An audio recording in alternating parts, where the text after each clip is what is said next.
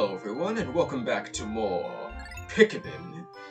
We started at the impact site, and now today, on day 2, we'll be going to the Forest of Hope.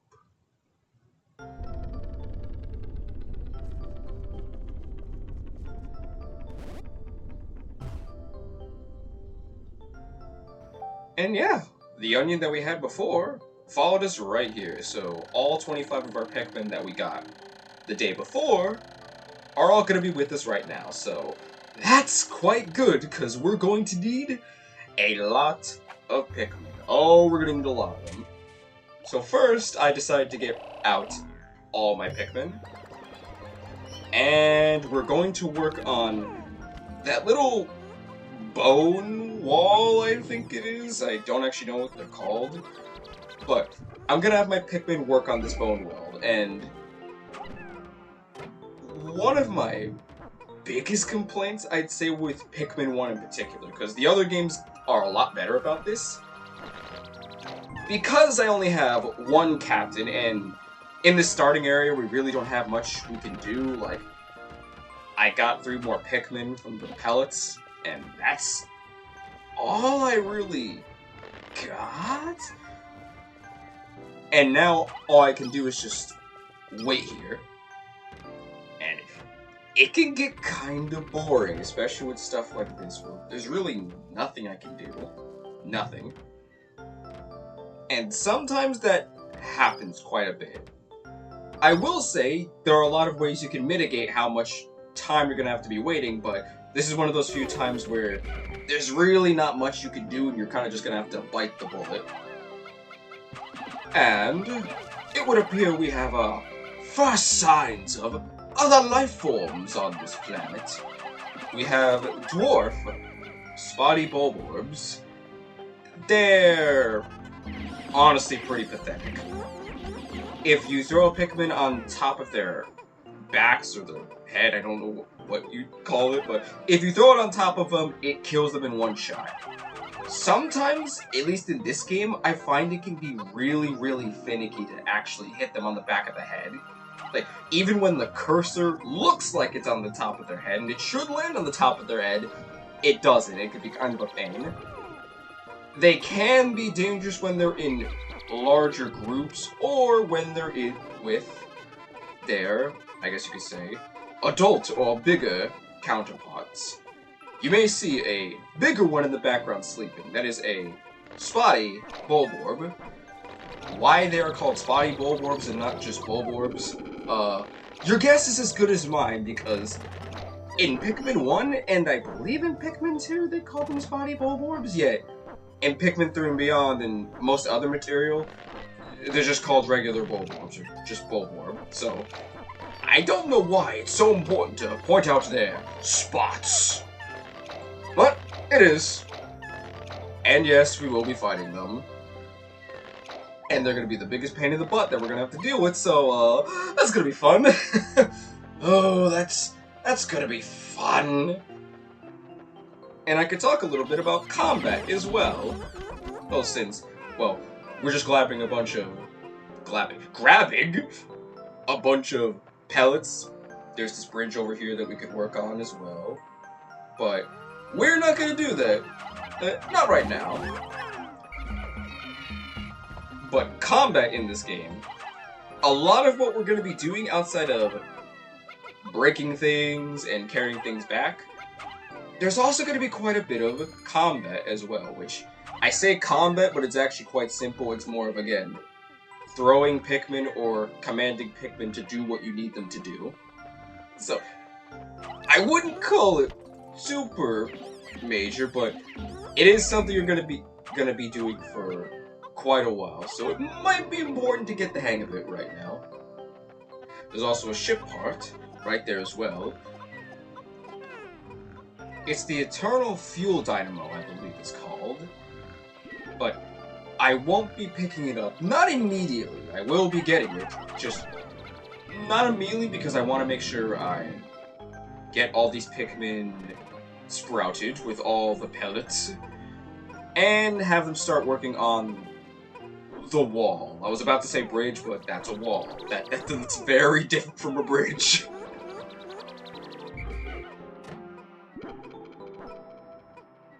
Yes. Yes! Yes! And now we have tons of Pikmin. Now we have tons of Pikmin. In 78 now. Which means... Well, one, I'm actually going to grab the Eternal Fuel Dynamo now. Watch the Eternal Fuel Dynamo. It has an unlimited energy supply. I don't have to worry about saving electricity anymore. This will make my fight for survival a bit easier. Yeah, I think having a lot more electricity would probably be quite helpful in survival. Will this come up in the game? Not really. It's not. It's just a nice little description of what these parts actually do for the ship. So, flavor text, but we still need to grab it, so maybe we should at least, you know, pick it up, even though there's 40 Pikmin that need to grab it at the minimum. You can have more Pikmin grabbing it that exceed, I guess the carrying capacity, I'll call it. And the max amount of Pikmin that can carry it is, I believe, 60, I think? I think it's 60. Yeah, but typically I usually only have about 40 because, well, we don't really need to do much. And as you can see right over there, well, first, before anything, this cutscene. How nice. Eternal Fuel Dynamo. This should light things up. No more candles for me. Jeez, but this man was using a candle last night? God. And I'm surprised that stayed in the ship and not, you know, anything else. Because of all things you had, a candle was still in there. That's surprising to me. But the reason I didn't immediately pluck a lot of these Pikmin is because, as you can see, some of them have buds.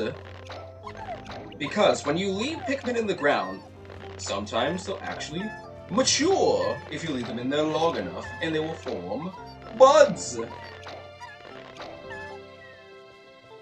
And another thing right here with this grass, the Pikmin will pluck the grass, and sometimes nectar will come out, and the Pikmin will drink the nectar. Another intriguing discovery. A local variety of grass produces a sort of yellow nectar. When the Pikmin drink this delicacy, they instantly mature into flowers. So Pikmin have different stages. Is leaf, bud, and flower. What exactly does this mean for you? Well, in this case, when Pikmin have flowers, they have... Oh, well, first, the clock. What would you say?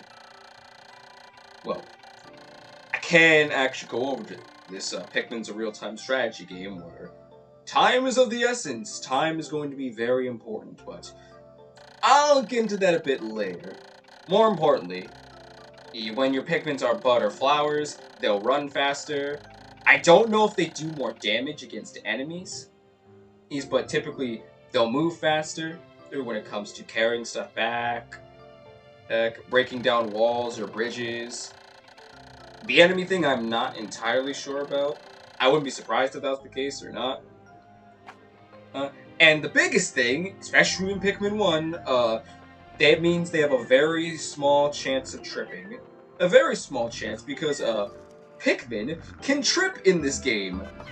And when you're just walking along doing your merry thing, sometimes Pikmin will accidentally trip.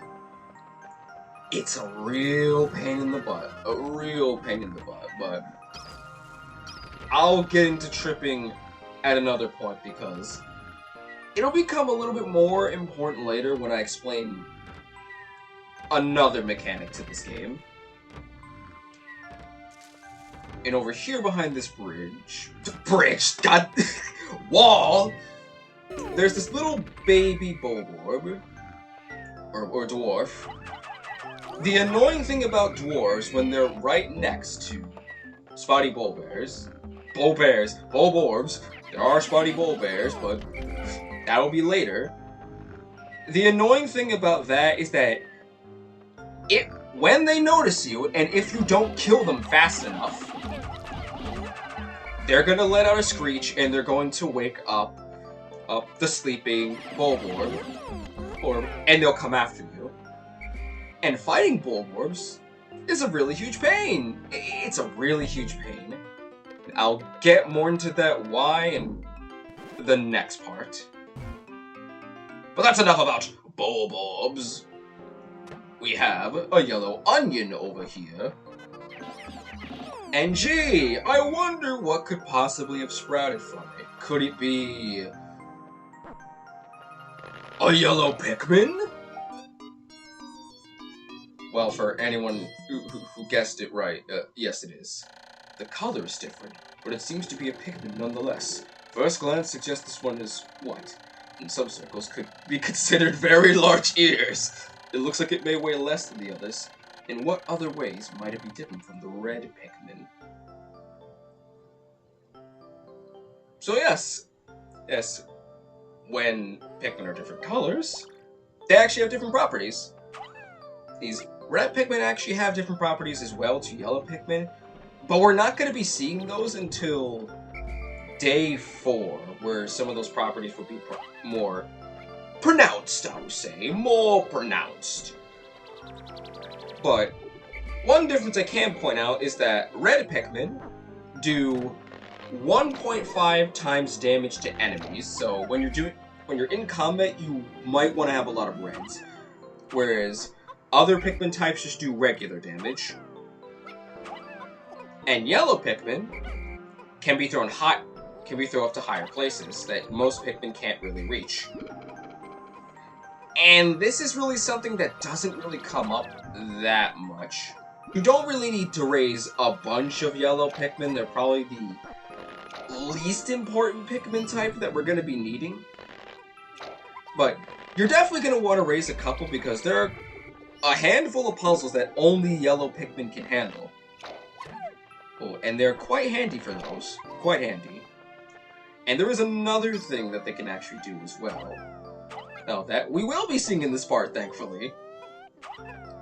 But now, I could go exploring.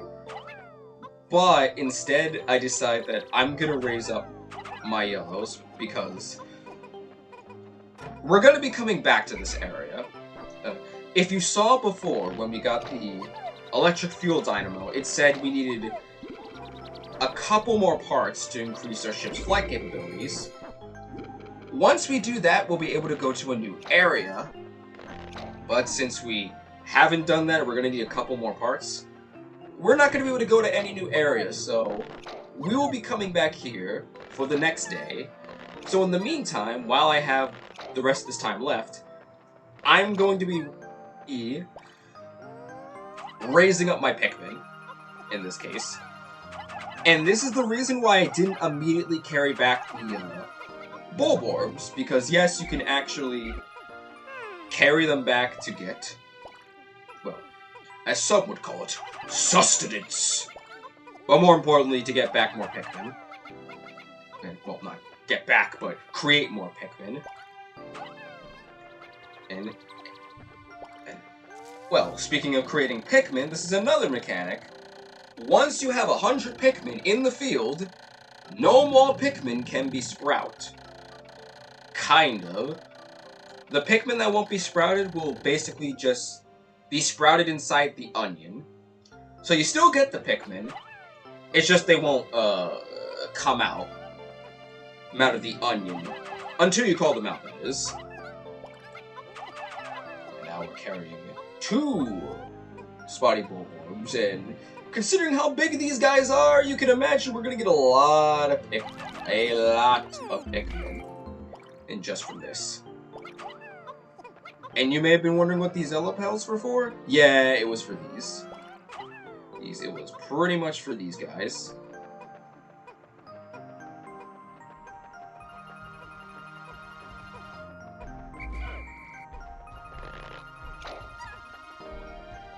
So yeah, there's really not much left.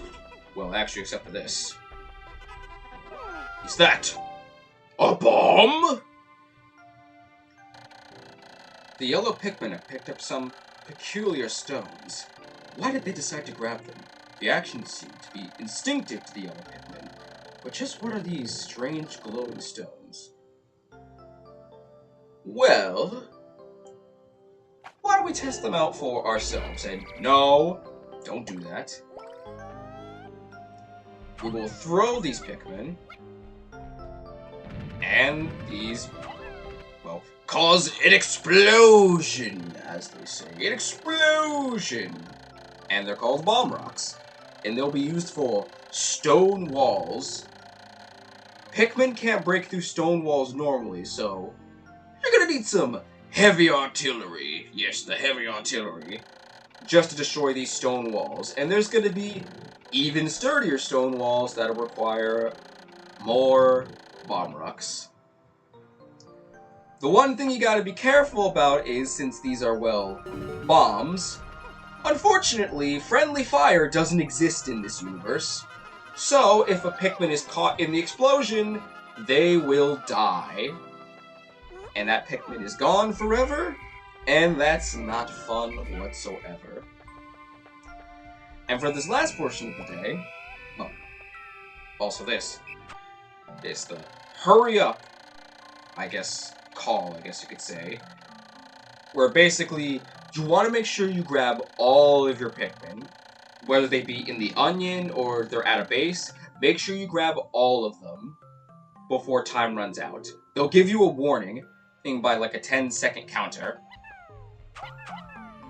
So, make sure you heed that warning when it comes up, because if there are Pikmin that are not with you, when that happens, long story short, those Pikmin will die. They'll be considered dead, and you'll get a little cutscene for that. Now, unfortunately, I won't really be able to show it off, or maybe fortunately in this case, I don't really show that off because I didn't have any Pikmin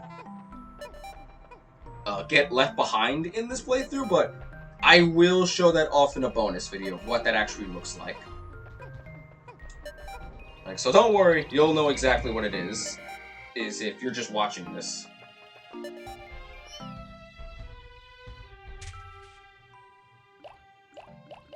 And we were able to sprout 55 yellows. That's actually the most amount of yellows I've ever sprouted on day 2, so honestly, it was actually pretty impressive that I was able to get all that done. And that's it. Day over. And look at all these beautiful flowers. Such beautiful flowers. Oh, it's beautiful. And yes, all of you go back into your onion. And as you can see, there's a stone wall here at base, so maybe we might want to use some bombs for tomorrow. Perhaps. Perhaps we might like to. And as you can see, yep, these guys wake up at night, so good thing we got Hightail out of there. It appears that many of my ship's parts have landed in this region.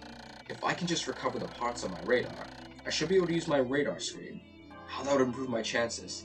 Then I'd only need to press plus to locate my parts. Yet, there seems to be many hostile life forms here. If I'm attacked and my spacesuit takes damage, I must return to my ship. Stand in front of it and press A to make suit repairs. As I explore, I must pay attention to my suit's damage. And I wasn't able to read all of it, so that's unfortunate. And hey! No Pikmin lost? 133 sprouted today?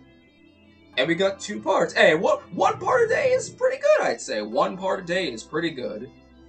Would you believe you can get multiple parts in multiple days? I might not believe it. But we're going to be doing that when we go back to the Forest of Hope in part 3. Until then,